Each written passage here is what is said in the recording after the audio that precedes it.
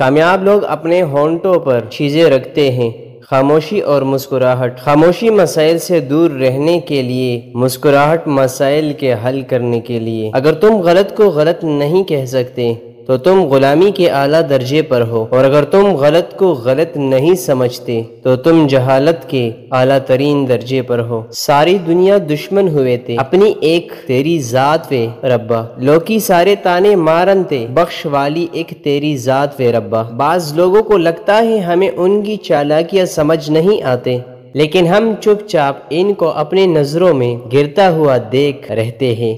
سوال: حجاب کس لیے؟ جواب: تاکہ تم پہچانی جاؤ اور ستائی نہ جاؤ۔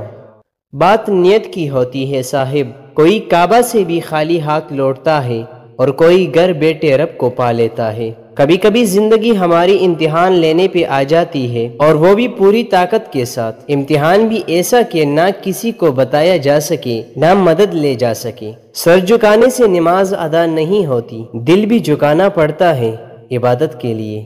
اپنے وہ نہیں ہوتے جو آپ کی غلطیوں اور عزتوں کا تماشا بنائے، بلکہ اپنے وہ ہوتے ہیں جو آپ کی غلطیوں پر پیار، مان، بھروسہ، احترام اور ادب کا پردہ ڈالے۔ انسانیت وہاں دم توڑتی ہے جہاں انسان کی مجبوری دوسری کے لیے تماشا بن جائے۔